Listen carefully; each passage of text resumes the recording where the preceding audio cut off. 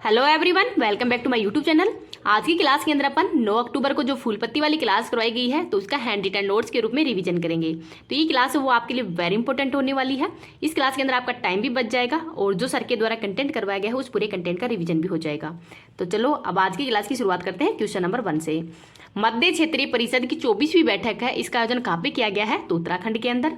और जो मध्य क्षेत्रीय परिषद है इसका हेडक्वार्टर तो ये प्रयागराज उत्तर प्रदेश में है और इसके हेड हैं वो गृह मंत्री होते हैं और वर्तमान में गृह मंत्री अमित शाह हैं। टिहरी बांध कहाँ पे है? तो ये भागीरथी नदी उत्तराखंड के अंदर ही है, तो इसको भी याद रख लीजिएगा, ये भी वेरी इंपॉर्टेंट है। क्षेत्रीय परिषद है, इनकी स्थापना राज्य पुनर्गठन अधिनियम 1956 के तहत ही राष्ट्रपति के द्वारा की गई थी। और क्षेत्रीय परिषद नॉर्थ, साउथ, ईस्ट, वेस्ट और मध्य, ये जो क्षेत्रीय परिषद है, तो जो नॉर्थ क्षेत्रीय परिषद है इसका हेडक्वार्टर दिल्ली है, ईस्ट का कोलकाता है, साउथ का चेन्नई है, वेस्ट का मुंबई है और जो मध्य है, जो अभी हाल ही में पढ़े थे अपन, जो मध्य क्षेत्रीय परिषद है इसका हेडक्वार्टर प्रयागराज के अंदर है। और जो नॉर्थ ईस्ट है इसका हेडक्वार्टर है शिलोंग के अंदर और इसकी स्थापना है वो 1971 के एक्ट के तहत की गई है, जबकि इनका जो स्थापना है वो राज्य पुनर्गठन अधिनियम 1956 के तहत की गई है, तो इसको भी याद रख लीजिएगा। वर्तमान में जो उत्तर पूर्वी परिषद है उसके अंदर कितने सदस्य शामिल हैं? तो 8 सदस्य शामिल हैं। पहले 7 थे लेकिन 2003 के अंदर सिक्किम है वो इसके अंदर शामिल कर लिया गया है, तो इसको भी याद रख लीजिएगा, वेरी इंपॉर्टेंट है। नेक्स्ट देखते हैं क्वेश्चन नंबर 2। यूरोप का पहला पुनः प्रयोजन रॉकेट मियूरा 1 है वो कहाँ पे लॉन्च किया गया है? तो स्पेन के अंदर ही। स्पेन के अंदर जो अटलांटिक महासागर है वहाँ पे इसको लॉन्च किया गया है। और जो ये मियूरा 1 है इसका नाम है लड़ने वाले बैल के नाम पर इसका नाम है। स्पेन की राजधानी मैड्रिड है। मरुस्थल विहीन महाद्वीप कौन सा है? तो यूरोपी है। जो टाइटन पनडुब्बी है ये अटलांटिक महासागर के अंदर ही डूबी थी, तो इसको भी याद रख लीजिएगा। इस क्लास की पीडीएफ है वो आपको टेलीग्राम पे मिल जाएगी। टेलीग्राम का लिंक इस वीडियो के कमेंट सेक्शन के अंदर पिन कर दूंगी, तो वहां से आप इसकी पीडीएफ प्राप्त कर सकते हैं। आगे देखते हैं क्वेश्चन नंबर 3। वल्कन 2020 परियोजना है, इसका संबंध किस देश से है? तो ये ब्रिटेन से है। यह वर्ल्ड का मोस्ट पावरफुल लेजर है और इसका कार्य है वो कार्य शुरू अब ये हो चुका है और ये 6 साल पहले ये इसका निर्माण है वो किया जा चुका था। ये 20 गुना अधिक शक्तिशाली है और 20 किलो जूल है वो मतलब ऊर्जा है इसका आउटपुट देगा, तो 20 किलो जूल है वो ऊर्जा का इसमें आउटपुट दिया जाएगा, तो ये भी याद रख लीजिएगा।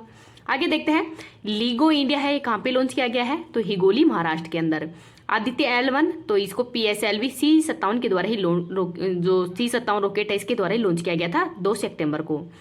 इंग्लैंड और वेल्स है ये मिलकर ब्रिटेन देश कहलाता है। ब्रिटेन और स्कॉटलैंड है ये ग्रेट ब्रिटेन कहलाता है और ग्रेट ब्रिटेन तथा उत्तरी आयरलैंड है ये यूके कहलाता है, तो इसको भी याद रख लीजिएगा। इन तीनों के अंदर थोड़ा कन्फ्यूजन होता है तो इनको थोड़ा याद रख लीजिएगा। Question number 4 very important question है, इसको थोड़ा प्लीज थोड़ा ध्यान से पढ़ना। एशियाई खेलों का आयोजन है ये होंगचो चाइना के अंदर किया जा रहा है, 19वें नंबर का है और इसका ध्वजवाहक है वो लवलीना बोरगोहन बॉक्सिंग की खिलाड़ी है। हरमनप्रीत सिंह ये हॉकी के खिलाड़ी हैं और समापन समारोह के अंदर इसका ध्वजवाहक है वो PR श्रीजेश है। ये जो अभी एशियन गेम्स से समाप्त हो चुके हैं, तो भारत के द्वारा इसमें टोटल 107 मेडल जीते गए हैं, जिसमें 28 तो गोल्ड हैं, 38 सिल्वर है और 41 ब्रॉन्ज मेडल है। भारत के द्वारा अभी तक 1951 के अंदर जो एशियन गेम्स है मतलब एशियन गेम्स का 1951 और 82 के अंदर इसका आयोजन वो भारत में ही किया गया था। 2022 के अंदर इसका आयोजन है वो जकार्ता के अंदर किया गया था। अब देखते हैं कि फर्स्ट जो गोल्ड मेडल है वो किसने जीता है? तो शूटिंग के अंदर जीता गया था रुद्रांश ऐश्वर्य दिव्यांश के द्वारा। 41 साल बाद गोल्ड है वो घुड़सवारी के अंदर जीता गया है, इससे पहले 1982 में जीता गया था। अन्नू रानी है उसने भाला फेंक के अंदर गोल्ड मेडल जीता है और नीरज चोपड़ा के द्वारा भी भाला फेंक में गोल्ड मेडल जीता है। आदित्य अशोक के द्वारा गोल्फ के अंदर सिल्वर मेडल जीता है। तीरंदाजी के अंदर फर्स्ट गोल्ड है वो ओजस व ज्योति के द्वारा जीता गया है। क्रिकेट के अंदर मेल व फीमेल दोनों के द्वारा ही गोल्ड जीता गया है। हॉकी मेंस के द्वारा गोल्ड जीता गया है। पारुल चौधरी के द्वारा भी 5000 मीटर में गोल्ड मेडल जीता है। अविनाश सावले के द्वारा भी 3000 मीटर के अंदर ही गोल्ड मेडल जीता है। तजिंदर पाल सिंह है उसके द्वारा भी मेंस शॉटपुट के अंदर गोल्ड मेडल जीता है, तो इन गोल्ड मेडल जीते गए हैं, इनको थोड़ा याद रख लीजिएगा। पदक तालिका के अंदर पहला स्थान हो चाइना का है, सेकंड स्थान जापान का है और भारत के स्थान इसमें 4th नंबर पे है। तो चाइना के द्वारा 201 गोल्ड जीते गए हैं और जापान के द्वारा 52 गोल्ड और भारत के द्वारा 28 गोल्ड जीते गए हैं। बैडमिंटन के अंदर गोल्ड है वो सात्विक चिराग ने जीता है। टेनिस के अंदर गोल्ड है वो ऋतुराज व रोहन के द्वारा जीता गया है। कबड्डी टीम है वो महिला के द्वारा ईरान को हराकर गोल्ड मेडल जीता है और पुरुष के अंदर चीनी ताइपे को हराकर ही गोल्ड मेडल जीता गया है। इनको भी याद रख लीजिएगा, वेरी इंपॉर्टेंट है। अगर आपको ये क्लास पसंद आए तो प्लीज़ आप इसको ज़्यादा से ज़्यादा लाइक कर शेयर कर देना। अभी तक चैनल को सब्सक्राइब नहीं किया तो चैनल को सब्सक्राइब भी कर लेना। क्वेश्चन नंबर 5 देखते हैं। Asian Pacific institute for broadcasting development AIBD है, इसका अध्यक्ष कौन है? तो भारत है। तो भारत अब की बार इसका तीसरी बार अध्यक्ष बना है और इसका 21वां सम्मेलन है जिसका आयोजन पोर्ट लुई मॉरिशस के अंदर किया गया है। तो वहां पर ही इसमें अध्यक्षता है वो भारत को सौंपा गया है। अध्यक्षता कौन करेगा? तो जो गौरव द्विवेदी हैं, प्रसार भारती के CEO, तो वहां पर ये अध्यक्षता करेंगे। तो इनका भी नाम याद रख लीजिएगा। तो जो ये Asian Pacific institute for broadcasting development है, इसकी स्थापना 1977 के अंदर की गई है और इसका हेडक्वार्टर कुआलालंपुर मलेशिया के अंदर है। अब भारत 2023 के अंदर किस किस की अध्यक्षता कर चुका है? तो SCO, ICC, G20, वासेनारवेस्ता, हॉकी वर्ल्ड कप और इंटरपोल है, इसकी 90वीं बैठक है, वो भी भारत के अंदर ही आयोजित की गई थी नई दिल्ली में। नेक्स्ट देखते हैं क्वेश्चन नंबर 6। भारतीय वायुसेना का 91वां स्थापना दिवस समारोह है, इसका आयोजन कहाँ पे किया गया है? तो प्रयागराज उत्तर प्रदेश के अंदर किया गया है। तो यहाँ पर जो बमरोली वायुसेना स्टेशन है वहां पर इसका आयोजन किया गया है।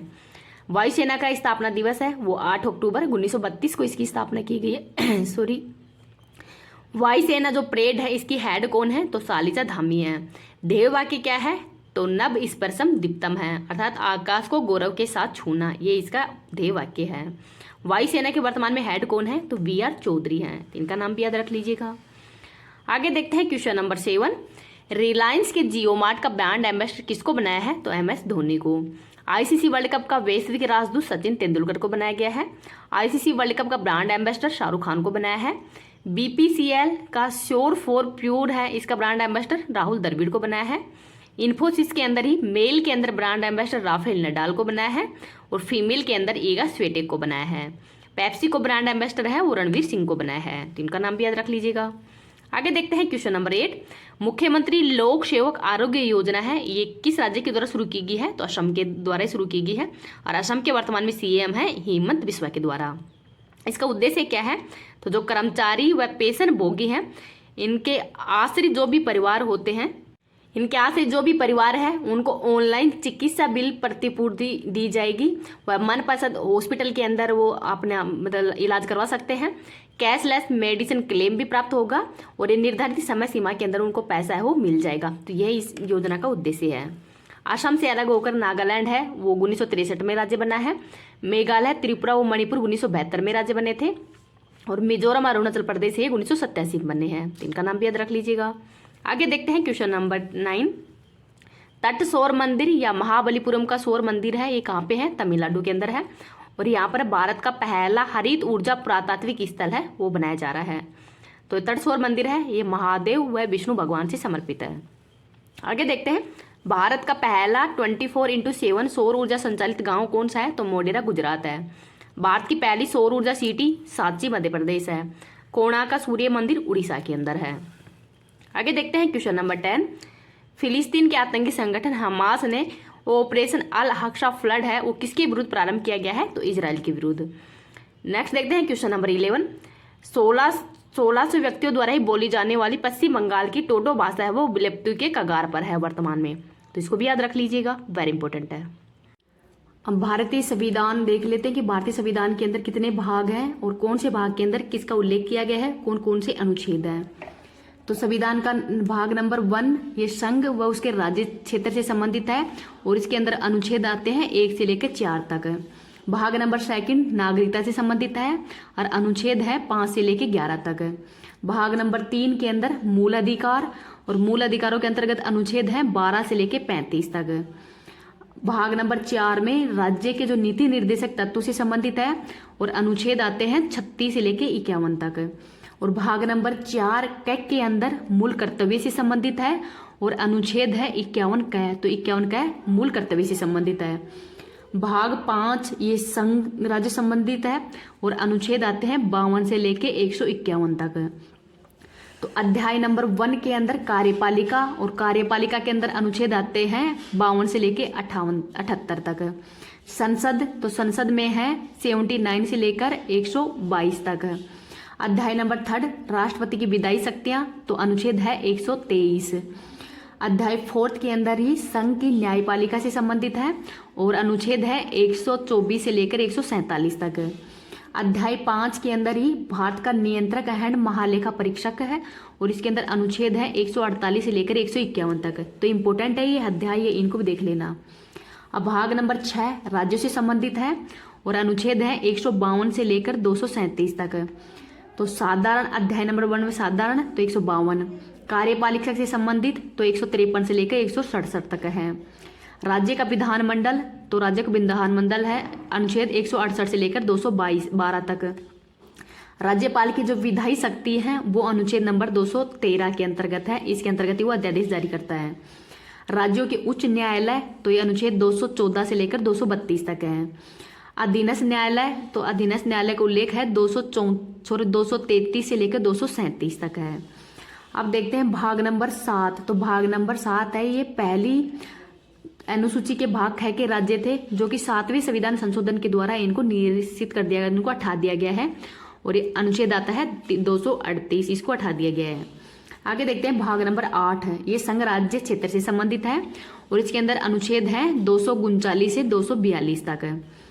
भाग 9 के अंदर पंचायतें से संबंधित है और पंचायत के अंदर अनुच्छेद है 243 से 243 ओ तक है। आगे है भाग 9 के अंदर नगर पालिकाएं हैं और अनुच्छेद नंबर 243 पी से लेकर 243 जेड जी तक हैं। आगे देखते हैं भाग 9 के अंदर सहकारी समितियां हैं और सहकारी समितियों के अंदर अनुच्छेद है 243 जेड एच से लेकर 243 जेड टी तक है। तो सहकारी समिति है 243 जेड एस से लेकर 243 जेड टी तक है। आगे देखते हैं भाग 10 है, तो भाग 10 अनुसूचित एंड जनजाति क्षेत्रों से संबंधित है और अनुच्छेद है 244 से 244 कै तक है। भाग 11 के अंदर संघ और राज्यों के बीच में संबंध है और अनुच्छेद है 245 से 263 तक है। अध्याय 1 विधायी संबंधी, तो विधायी संबंधी है 245 से 255 तक है। प्रशासनिक संबंधी तो अनुच्छेद है 256 से 263 तक है। आगे देखते हैं भाग 12, तो भाग 12 वित्त संपत्ति संविदाएं व वाद से संबंधित है और अनुच्छेद आता है 264 से लेकर 300 कै तक है। तो इसमें वित्त संबंधी अनुच्छेद है 264 से 291 तक। उधार लेन संबंधित है 292 से 293 तक और संपत्ति संविधाएं अधिकार दायित्व बाधाएं और वाद है 294 से 300 तक है। संपत्ति का अधिकार तो 300 के अंतर्गत आता है। पहले ही संपत्ति का अधिकार वो मौलिक अधिकार था जिसको कि 44वें संविधान संशोधन के द्वारा हटाकर इसको संपत्ति के अधिकार के अंदर शामिल, मतलब कानूनी अधिकार के अंदर शामिल कर दिया गया है। तो 300 के अंतर्गत आता है। आगे और देखते हैं भाग 13 में भारत के राज्य क्षेत्र के भीतर ही व्यापार वाणिज्य और समागम का उल्लेख है और अनुच्छेद आते हैं 301 से 307 तक। भाग 14 संघ और राज्यों के अधीन सेवाएं हैं और अनुच्छेद है 308 से 323 तक। इसके अंदर सेवाएं संबंधित हैं 308 से 314 तक और लोक सेवा आयोग का उल्लेख है अनुच्छेद नंबर 315 से 323 तक। तो इम्पोर्टेंट है, इनका नाम याद रख लेना। आगे देखते हैं भाग 14 के अंतर्गत अधिकरण और अनुच्छेद आता है 323 कै से लेकर 323 ख तक। भाग 15 में निर्वाचन से संबंधित है और अनुच्छेद है 324 से लेकर 329 कै तक। भाग 16 कुछ वर्गों से संबंधित विशेष प्रावधान है और अनुच्छेद है 330 से लेकर 342 तक। भाग 18, तो भाग 18 है वो राजभाषा से संबंधित, भाग 17 राजभाषा से संबंधित है। तो इसके अंदर ही अनुच्छेद आते हैं 343 से 351 तक। तो संघ की राजभाषा का उल्लेख अनुच्छेद नंबर 343 से 344 है। प्रादेशिक भाषाओं का उल्लेख अनुच्छेद 345 से 347 है। सर्वोच्च न्यायालय व उच्च न्यायालय आदि की भाषा का उल्लेख अनुच्छेद 348 से 349 है। विशेष निर्देश तो 350 से 351 तक है। आगे देखते हैं भाग 18 आपात उपबंध से संबंधित है और ये अनुच्छेद नंबर 352 से 360 तक आते हैं। भाग 19 प्रकीर्णन से संबंधित है और अनुच्छेद आते हैं 361 से लेकर 361 से 367 तक। भाग 20 के अंदर है संविधान का संशोधन और इसके अंतर्गत अनुच्छेद आता है कौन सा 368 है। भाग 21 में अस्थायी संक्रमणकालीन एंड विशेष उपवन से संबंधित है और अनुच्छेद आता है 369 से 392 तक है। आगे देखते हैं भाग जो 22 है उसके अंदर संक्षिप्त नाम प्रारंभ हिंदी के अंदर ही जो प्राधिकृत पाठ व निरसन से संबंधित है और अनुच्छेद आता है 393 से 395 तक ही। तो इम्पोर्टेंट है कौन से भाग के अंदर क्या शामिल है और कौन कौन से अनुच्छेद शामिल है, तो इनका थोड़ा नाम याद रख लेना, वेरी इंपॉर्टेंट है। हर एग्जाम के अंदर 1 से 2 क्वेश्चन आपको दिखने को मिल जाएंगे। थैंक यू क्लास देखने के लिए, और आगे भी चैनल को सब्सक्राइब नहीं किया तो चैनल को सब्सक्राइब कर लेना और वीडियो को लाइक एंड शेयर कर देना।